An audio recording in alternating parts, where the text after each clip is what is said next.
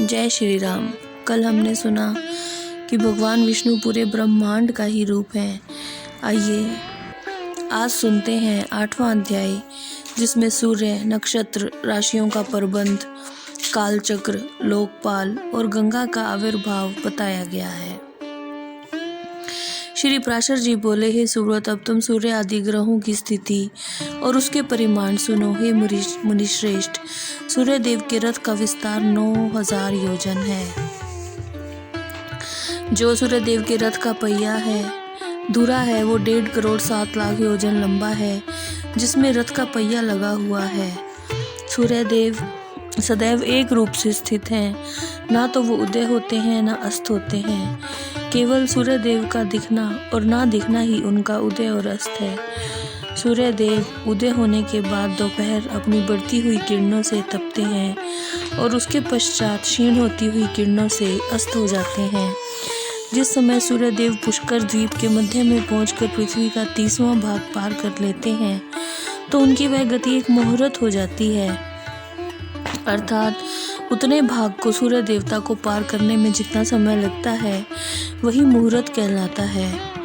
हे द्विज, कुम्हार के चाक के सिरे पर घूमते हुए प्राणी के समान भ्रमण करते हुए सूर्य देव पृथ्वी के 30 भागों का परिभ्रमण कर लेने में एक दिन राज लेते हैं। इस तरह उत्तर और दक्षिण सीमाओं के मध्य मंडलाकार घूमते रहने से सूर्य देव की गति दिन या रात के समय मंद या तीव्र हो जाती है। जिस अयन में सूर्य देव की गति दिन के समय मंद होती है, उसी अयन में रात के समय तेज होती है, और जिस समय रात्रि काल में तेज होती है, उसी समय दिन में मंद हो जाती है। एक सूर्य देवता 6 राशियों को दिन के समय भोगते हैं और 6 राशियों को रात के समय भोगते हैं। राशियों के परिणाम स्वरूप ही दिन का घटना व बढ़ना होता है। हे मैत्रेय, जितने प्रदेश में ध्रुव स्थित हैं, पृथ्वी से लेकर उस प्रदेश पर्यंत समस्त देश प्रलय काल में नाश हो जाया करते हैं। सप्तऋषियों से उत्तर दिशा में ऊपर की ओर जहाँ ध्रुव स्थित है, वह अत्यंत तेजस्वी स्थान ही आकाश में प्रभु श्री हरि विष्णु जी का 3रा दिव्य लोक है।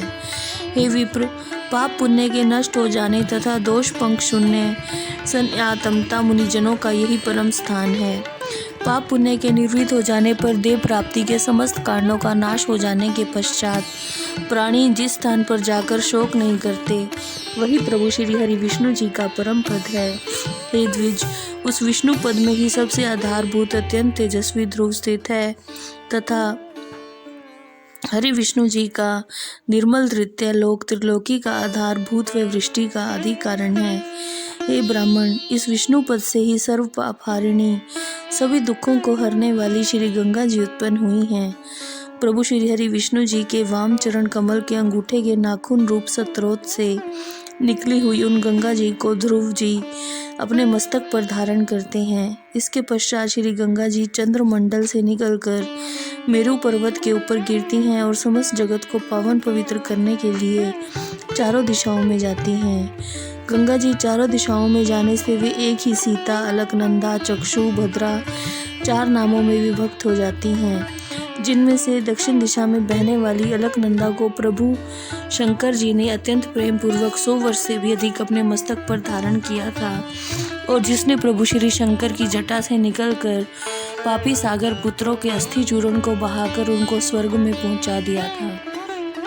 ये मैत्रेय, जिसके पवित्र जल में स्नान करने से अतिशीघ्र ही संपूर्ण पापों का नाश हो जाता है और पुण्य की प्राप्ति होती है। पुत्रों द्वारा जिस गंगा के प्रवाह में पितरों के लिए श्राद्ध पूर्वक किया हुआ एक दिन का तर्पण होता है, वह पितरों को 100 वर्ष तक दुर्लभ तृप्ति देता है।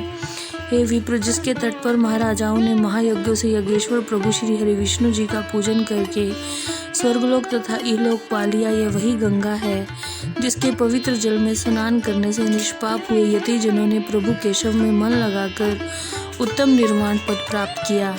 यह वही गंगा जी हैं जो अपना श्रवण, इच्छा, दर्शन, स्पर्श, जलपान, स्नान, यशोगान करने से दिन प्रतिदिन प्राणियों को पवित्र करती रहती हैं। यह वही गंगा हैं जिनका गंगा गंगा नाम कोई प्राणी 100 योजन की दूरी से भी उच्चारण किए जाए तो उसके 3 जन्मों के पाप भी नष्ट हो जाया करते हैं।